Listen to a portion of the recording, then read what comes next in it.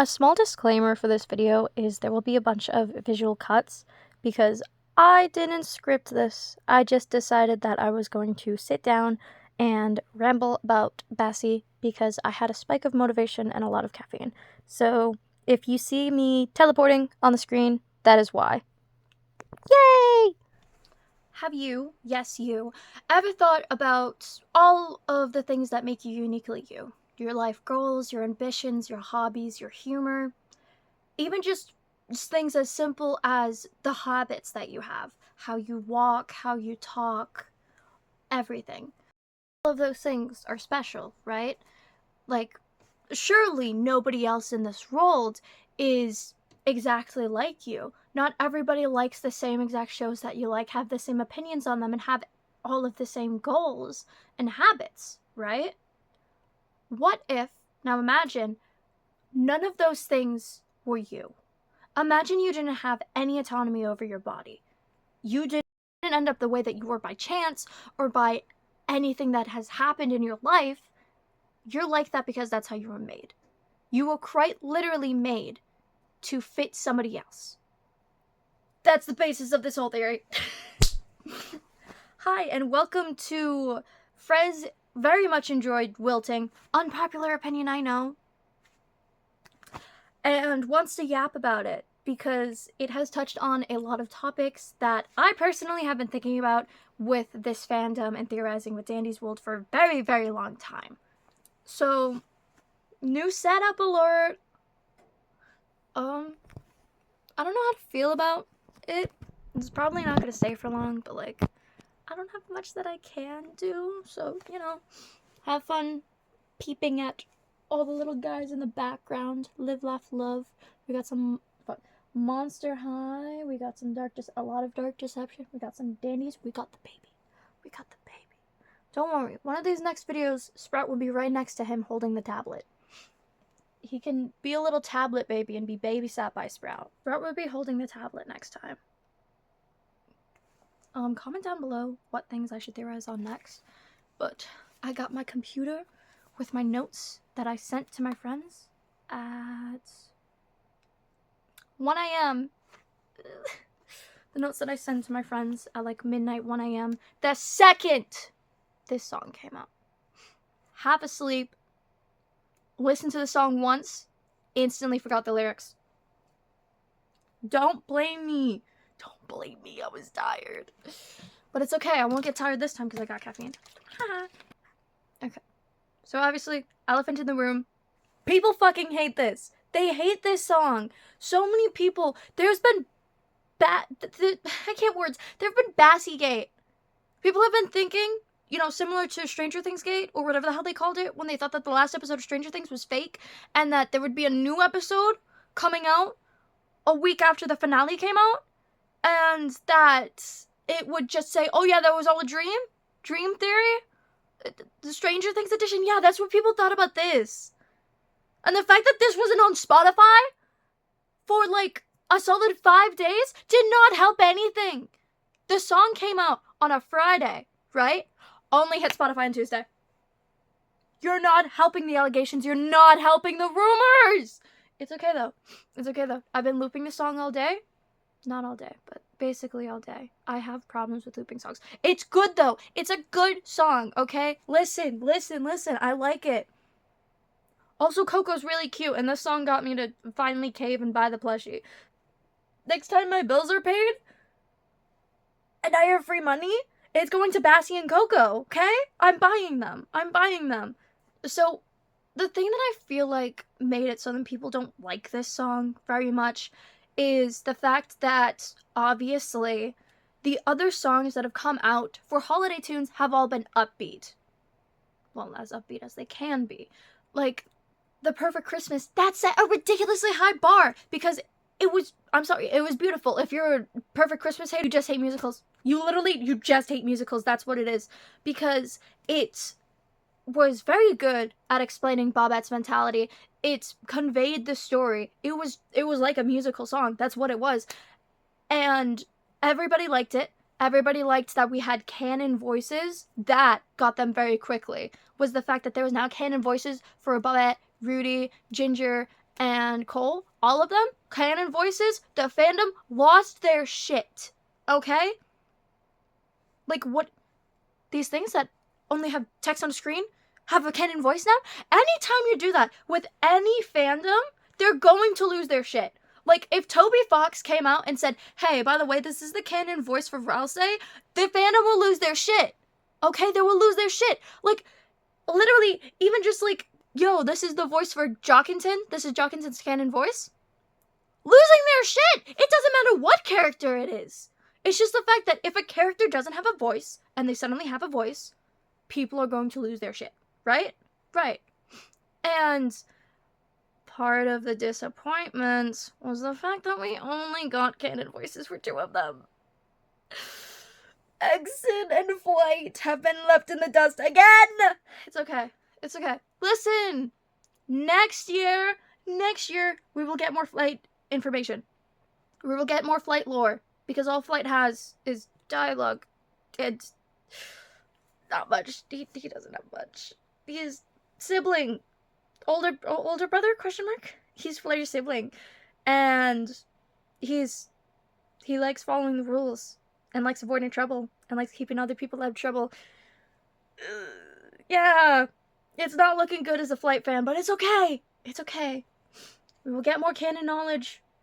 We will get more canon knowledge, I swear. I swear. Okay? I'm so off topic, but it's okay. Another thing that made people not like the song is how upbeat it wasn't. They listened to the music in the lobby, in the radio lobby, right? And a lot of them are like, this is elevator music. It's a bridge! It's a bridge! It was like Milgram, okay? When the first trial of Milgram, they dropped the trailer, Mikoto, his MV was all calm. The music was all calm, right? And people thought that Mikoto's song, when it came out, would be calm. It would be nice. It would just, Natsuki Hane would just be angelically singing in our ears. And then it opened with rock. That's what people thought that it would be like, okay? People thought that it would be a Mikoto Trial 1 situation. They thought it would be like, okay, that's the bridge, guys. The bridge will be all calm, yes! And then the entire song was calm. When this fandom is very much into upbeat songs. Another thing that set that bar, other than the fact that the 2 other songs that we've had so far for events in Deity's World, is the fact that it was Oreo. And when people think of Oreo, they think of All Eyes on Me. They think of Doki Doki Forever. They think of Just Monica. They think of a bunch of other Oreo songs. They think of that one Bali's Basic song that I can't remember the name of right now. Do you know how upbeat all of those songs are? Like, if you go on TikTok and you look up, like, all of the stuff of when people were speculating that Oreo would be the voice actress for Bassie, all of it. They're looking at stuff with Clover. They're looking at stuff with All Eyes on Me. What are both of those songs? Extremely upbeat, extremely energetic. And something that I hate to point out, guys, is those songs are made for different characters. Different characters will have different vibes for their songs. Novel concept. I know. Novel concept. But Bassie, through all of the dialogue that we've had, through basically everything that we've had about her, she's meek, she's shy, she's, like, a lot more toned down. She's more mellow. So having a more mellow song makes sense for her. Like, she doesn't have, like, screeching vocals. She doesn't have, like, when she's breaking down, it's not like she's screaming. It's more just following the tone that she's had. Because she's meek, she's shy. Alice Angel, the song for her is fundamentally going to be different than a song for Bassie because 2 very different, 2 very different personalities. Like, the best comparison for people who don't know Bending the Ink Machine somehow, I don't know how you're into a mascot horror game without knowing anything about Bending the Ink Machine, but it's okay, guys. It's okay. It's okay. I'm here to explain stuff to you. The best comparison that I can have for a Dandy's fan specifically is Alice Angel is very similar to V. Doesn't want to get replaced. Got replaced. And is now crashing out because she got replaced. Specifically, her voice actress is crashing out because she got replaced. And so a song about a character that has a lot of self-confidence, a lot of energy, will be, energetic, will have a lot more strong emotions. Meanwhile, Bassie, who's admittedly also afraid of being replaced, is a lot more mellow.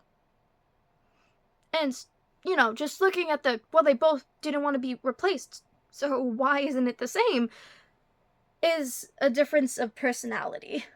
Because Bassie, if you listen to Oreo, the best comparison would be how Sayori is in Doki Doki Forever, okay? That's more along the lines of Bassie. That's more how she would behave. Because she's a lot calmer, she's more mellow, she's more meek. Like, look at her! Look at her right now. Look at that face. Look. You looking at this face? Oh god, that looks terrible. It's okay, I'll just edit it on. She hops so much more carefully than Coco does. Because she's not as outgoing.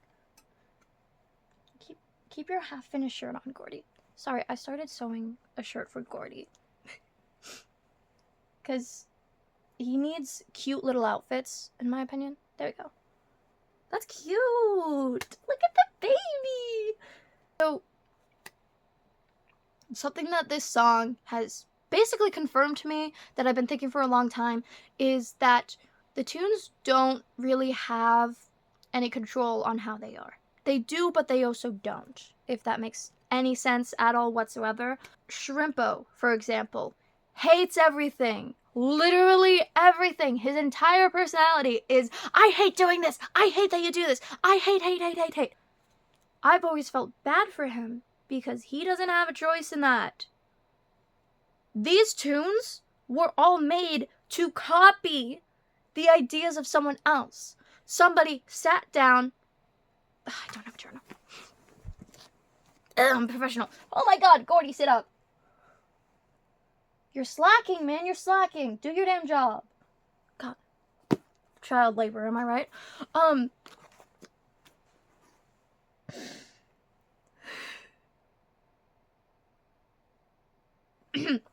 Somebody sat down, right? Pretend I'm holding a pen instead of a chapstick right now. They sat down, draw. Boom, tune. That was a really good page to open to. Boom, tune. Now what do? Hey, Arthur. Yo, do you want to make these real? I know we could pay for people, but it would be really cool. Now, hear me out. No, hear me out. No, it's not child labor. Good God. Technically. No. Listen. Okay. What if, novel concept here, we built the characters? How? Don't worry about it. Dude, listen. Do you know how much money we're gonna make? Listen, we hire a couple people to handle the tunes. Booyah! Money! Well, yeah. Technically, there could be some moral dilemmas here. But who cares about moral dilemmas? This is a mascot horror game. Oh my god, really? Thanks. That's getting cut out. Take two. Oh god, I don't know where the drawing went. What?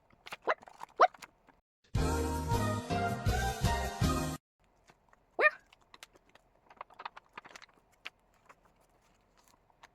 I found it. Somebody sat down.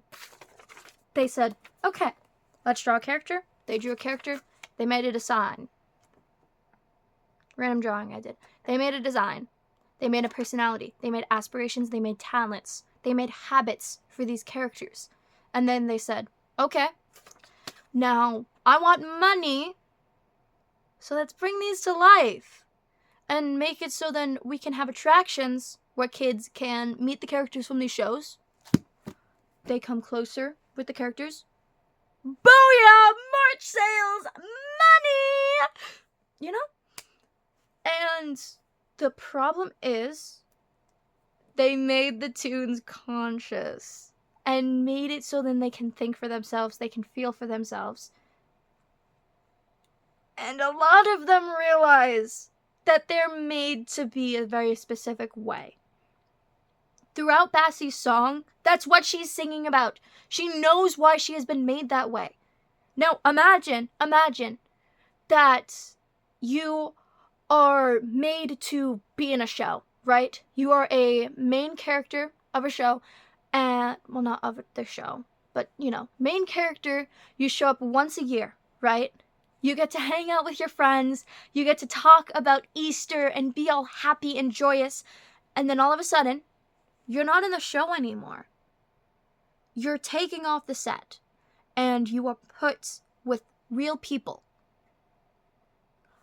Sure. You could say that the toons are all real. Obviously, they're all real. But things are scripted. Things are made to be a certain way. Bassie was made to be meek and shy, right? Take an introvert, take an extrovert. Which one is going to do better in a scenario where they are talking to a bunch of strangers, talking to a bunch of kids, right? The introvert, no! The extrovert. Coco's going to do so much better because Coco was made to be joyous and happy and want to run around and do all sorts of stuff. While Bassie was made to be a lot calmer. She likes to do stuff like craft with flight. Evidence here. She likes to do a lot more calm stuff. And in the show, that's fine because there's a script to make that doable. But when she's put with kids, when you take Bassie, you throw her into garden view where she has to interact with children, where she has to interact with so many strangers constantly all day, that's going to be stressful. That's going to be overwhelming. It's overwhelming for all of the toons, but especially for the holiday toons and for Bassie. Because the holiday mains, unlike the normal year-round mains, don't have a toon handler. They aren't taught to regulate their emotions, and they aren't, able to get help on how to navigate this. People talk about how Shelly shouldn't be a main character, and wonder how she was able to handle it. She had a toon handler. She had a toon handler that adored her. That was so nice. Speculation, obviously, but, put the picture of them right here. Put the picture.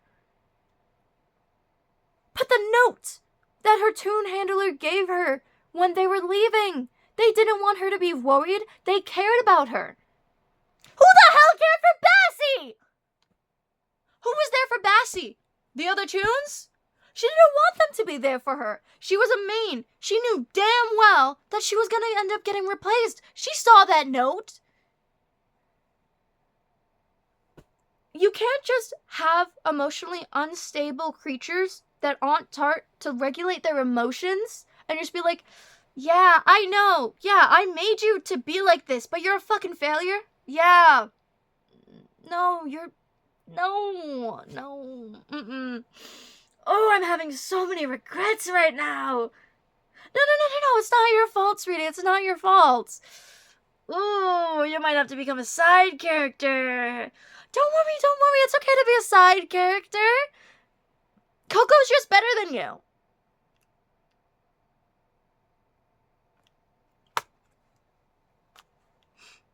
No wonder she fucking twisted! No wonder! The main thing that I'm trying to say is the toons don't have autonomy over anything! Okay?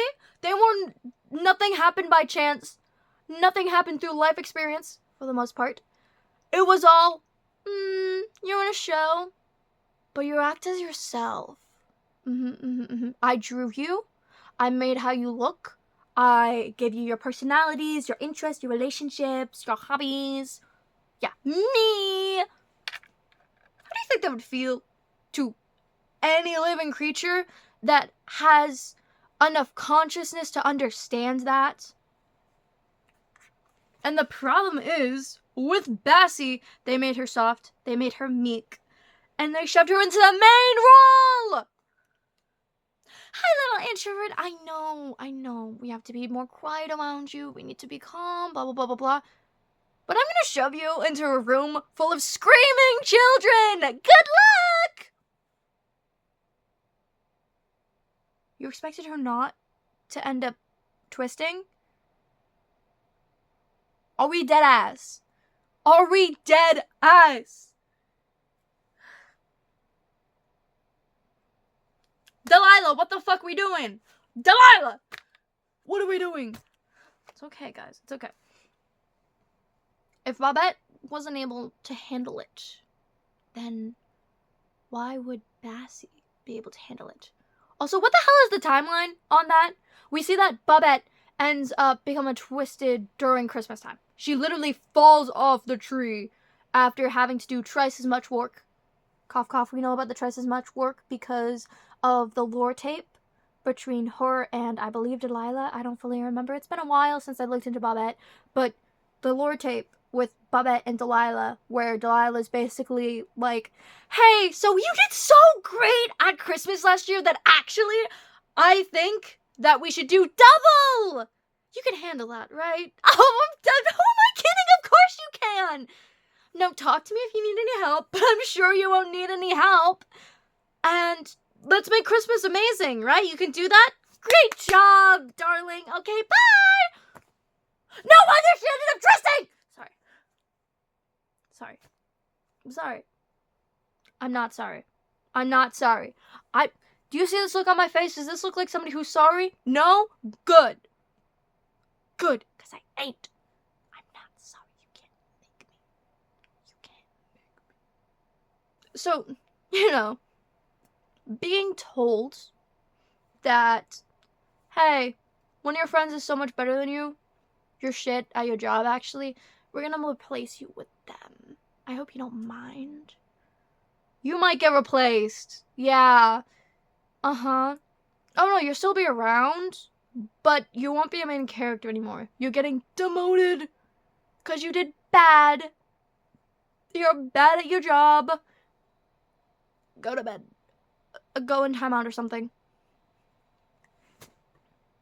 You're getting demoted. I know we didn't give you the support that you need, but like, you're getting demoted. What did we expect? I'm sorry.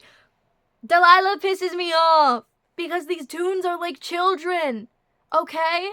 People talk about Ninjago and how Lloyd was, yes, we're getting off topic. Yes, the hyperfixation is infecting this. The hyperfixation always infects everything. Don't be surprised. If you're on this channel, you're gonna deal with Ninjago a lot, okay? Hyperfixation since I was in 2nd grade, I'm graduated. People talk about how in Ninjago they feel so bad for Lloyd because he ended up, if you didn't know, in season 2 having to use the Tomorrow's Tea to age up. This child skipped past puberty. Now imagine that for the tunes. Imagine how immature you would be if you just fully skipped over puberty, right? Now, imagine that you were born as an adult. Imagine you skipped childhood. Imagine you skipped everything. Everything about your past is fake, or you don't know about it. No wonder Gordy lost his shit. He doesn't remember who his parents are. He doesn't remember anything about his past. He just knows one day he woke up and he's like, yeah, I exist now. Do you know how mentally bad that would be? How damaging that would be to the psyche? No wonder they all ended up twisted! No wonder! A lot of misinformation that has spread throughout the Dandy's World community is that Bassie hates Coco. Bassie hates Coco. People, they take the clip of when you buy Coco, her face, the Coco, I understand. That, they're like, hates her. The dialogue of Bassie not wanting to talk to Coco, hates her. You're forgetting that this is after everybody's twisted, right? you know that these dialogues take place after everybody's twisted?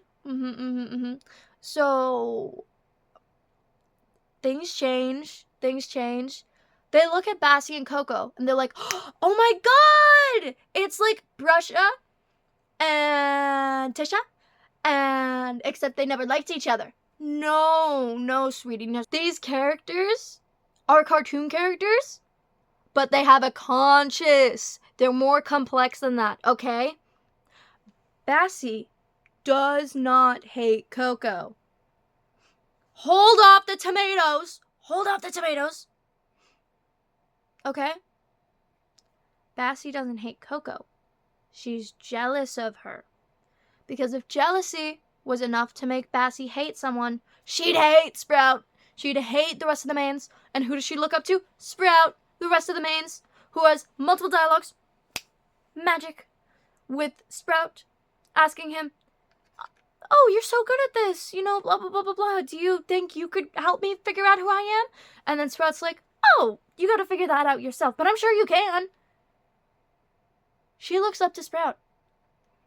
She looks up to the rest of the mains because in her eyes, they're above her level in the same rank, if it makes sense, and doing so much better than her. She wants to be able to learn from them. She's trying to be able to learn from them on how she could be a better main, how she could do better so she doesn't get replaced by Coco. The problem is, Bassie does not hate Coco. She's constantly comparing herself to Coco. Because there's a difference between being the weakest link in your... I don't even say this. There's a difference between being the weakest link in all the mains versus being the weakest link in all of the Easter tunes. Coco is a side character. And the fact that she's doing better than Bassie, who's a main? Damaging to the psyche. Damaging to the ego. She hugs her.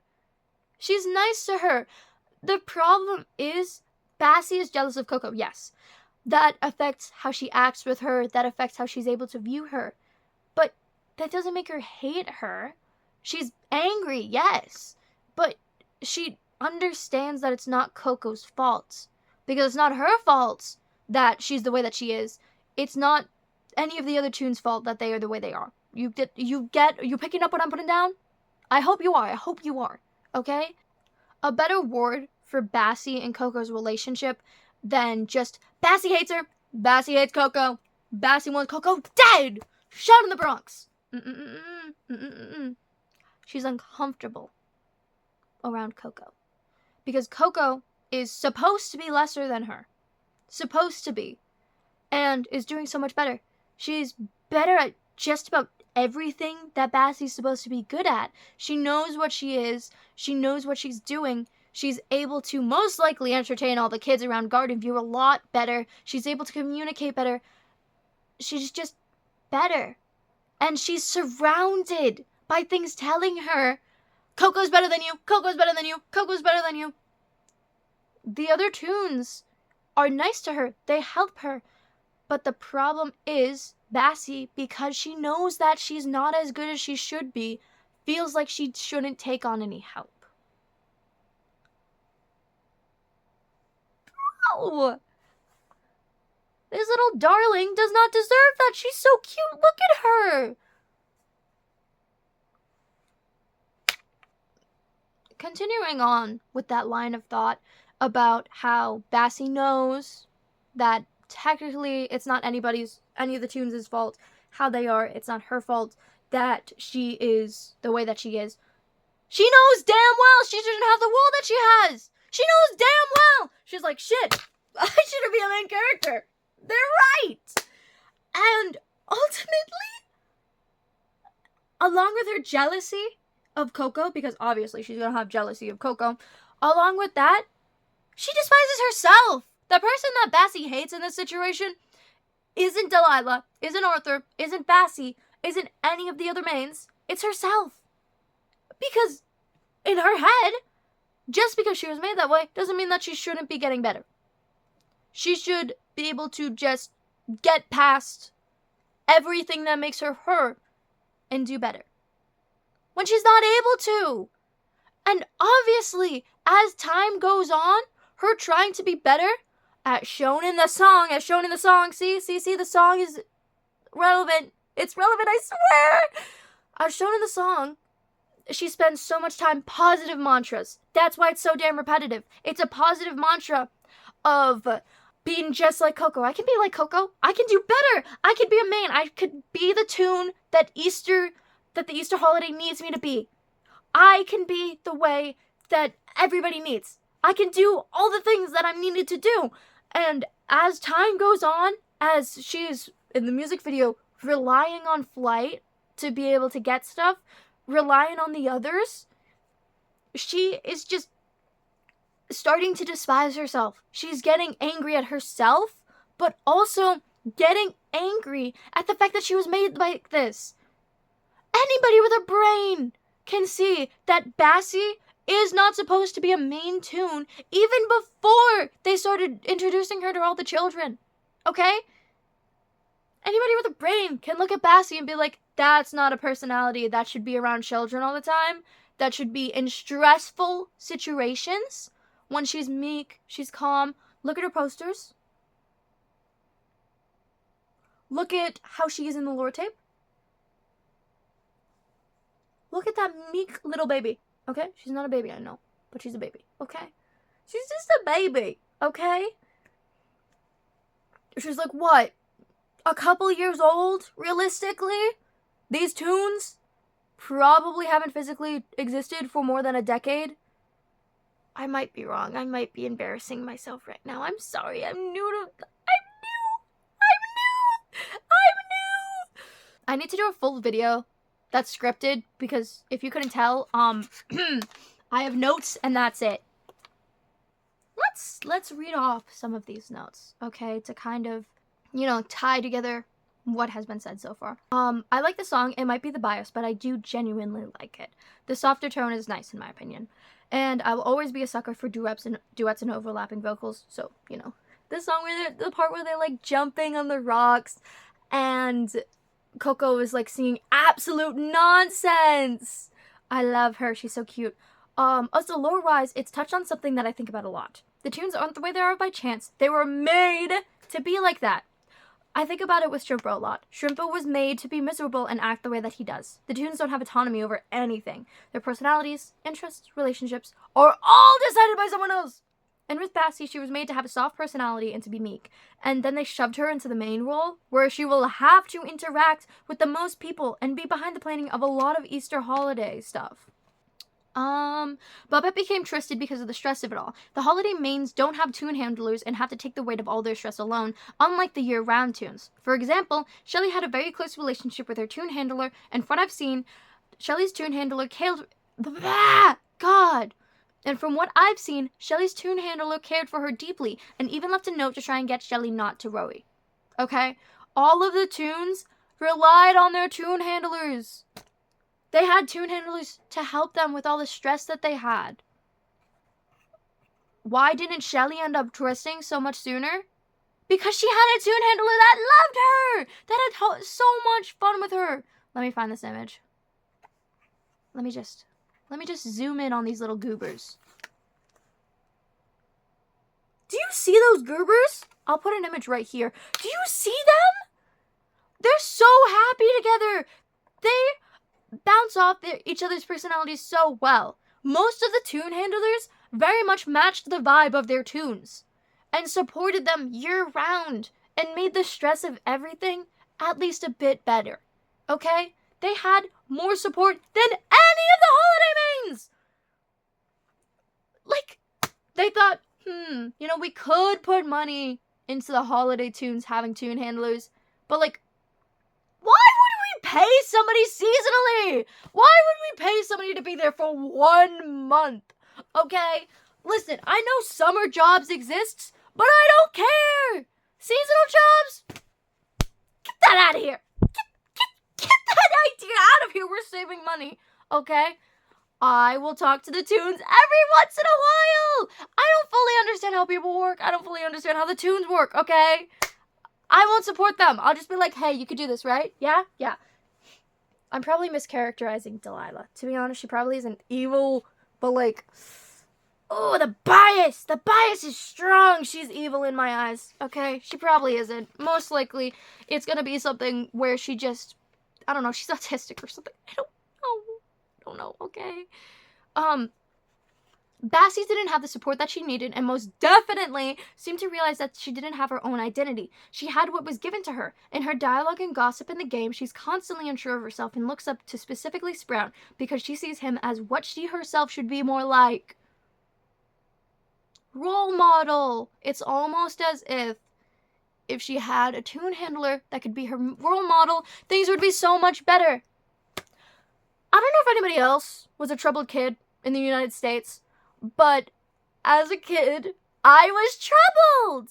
And one of the things that they did to try and make it so that I would have better behavior was the Big Brother, Big Sister program. So I had a big sister. I think I only talked to her like once. My school sucked with the Big Brother, Big Sister program. But the idea of the Big Brother, Big Sister program is to give kids, for me it was when I was in elementary school, but for other people it's in middle school or even high school, right? The entire point of the program is the government will find volunteers of like older kids that can be mentors for other kids. So maybe they were troubled kids themselves when they were younger. Maybe they are just emotionally intelligent, right? They have kids volunteer to do this program and they will spend time with these kids. You know, they will go to the park with them. They will spend the lunch break at school with them or something like that, you know. They will do activities with the kids and they will be role models to help the kids, you know, understand their emotions, understand how to regulate their emotions, how to better behave in situations when they are stressed and when they are upset. That is how I see the toon handlers, okay? I see the toon handlers as the Big Brother, Big Sister program, okay? That's how I see it. Now, imagine that there's a group of kids who are given this program. You know, they have a role model that they can look up to, someone that they respect that is just slightly older than them and is able to teach them, hey, I know that you're upset about this, but instead of throwing gum into Nancy's hair, how about you go talk to the teacher about it? How about you take some time, take some breaths, you know, teach them how to actually regulate their emotions? Novel concept, I know. Now, imagine 10 times worse, you know, take somebody, they just started existing and be like, yeah, so you're gonna run this entire event. You have no experience with that? You'll figure it out. What are you supposed to do? I'm sorry, I keep knocking this over. Goodness gracious. Let's continue looking at these notes because I'm already almost through them. That's pretty good. I find it interesting the difference in her views of Sprout versus Coco because she's uncomfortable by Coco's presence and it's clearly very envious of her. Even just a reaction to you buying Coco ever is enough to show that blatantly. Coco, I understand. Girl. I feel like Bassie was fully aware of the fact that she shouldn't have been giving the role she had, but couldn't help but have the jealousy while also despising herself for not being able to live up to expectations. But as a toon that was aware of the fact that she was made to be this way, it would lead her to be angry about that as well. Angry about her own existence because it isn't her fault. It isn't! If you're made to be a certain way, there's, like... It's very hard to change past, like, a certain level of maturity in your life, if that makes any sense at all. It's very difficult to change. Now, imagine that you were thrown into that maturity, and the problem wasn't that you throw gum in somebody's hair. The problem is that you're shy. Not everybody is meant to be thrown on a stage. Not everybody is meant to be on a stage, okay? Not everybody is supposed to be in public speaking. There's a reason that not everybody's supposed to be doing that. Sure, you can get better at it over time, but ultimately there are people that will never speak up in front of a crowd. Never. I'm sure the other toons know this, most likely specifically the mains. I wouldn't be surprised if they knew they were made to be the way that they are, but because they're able to take on their roles well enough, they aren't disheartened by it. Like, there's no way V doesn't know that she was made to be the way that she is with that lore tape of her and her tune handler talking about her getting upgrades. I don't like you, Delilah. I don't like you.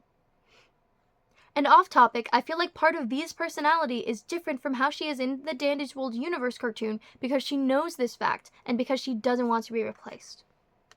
Bassie not being as good as the other main tunes is one thing, but her not being as good as Coco, a side character, is much more personal to her, and more likely is why she quote-unquote hates Coco. Most likely is why she is uncomfortable with Coco's presence. She doesn't hate her, she's uncomfortable. She's uncomfortable with the fact that she's a side character and she's doing better! Like, imagine you were in a show, right? You're the main character.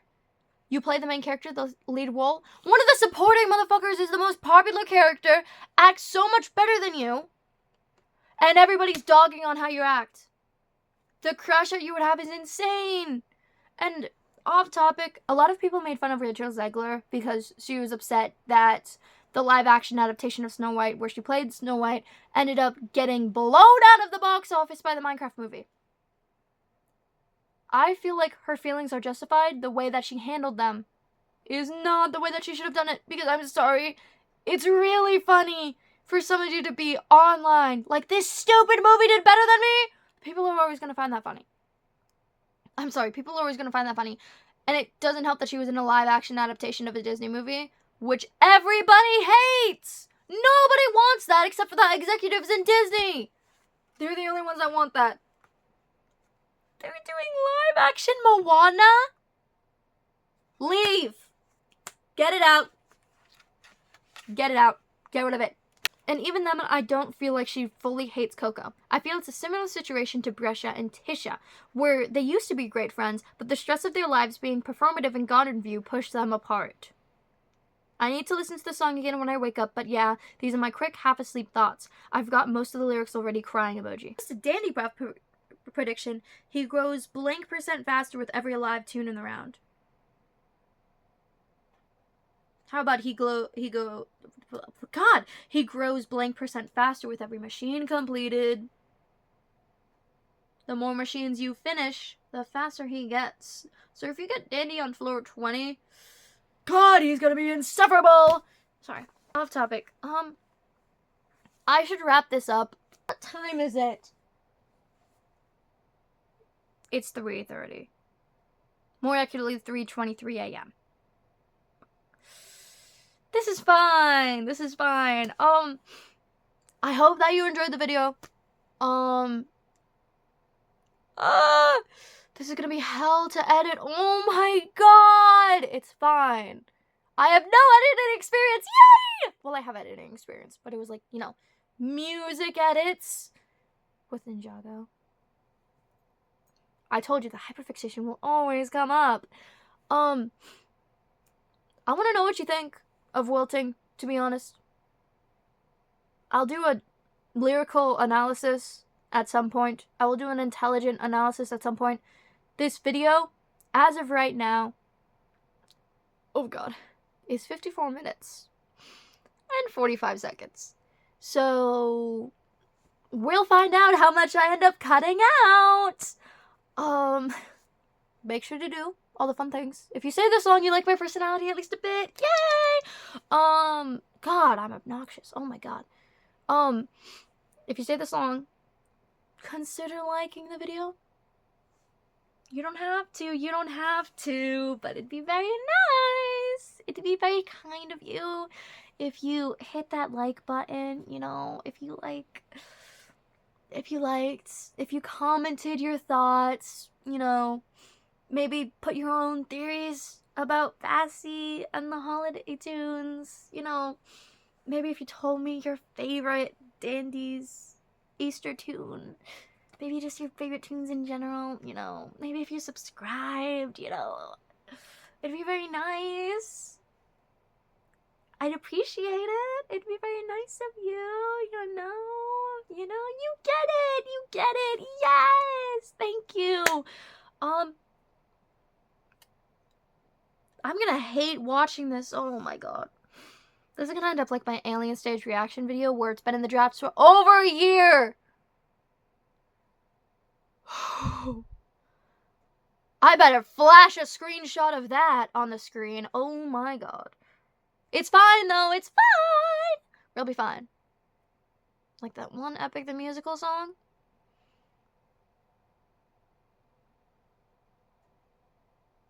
Sorry.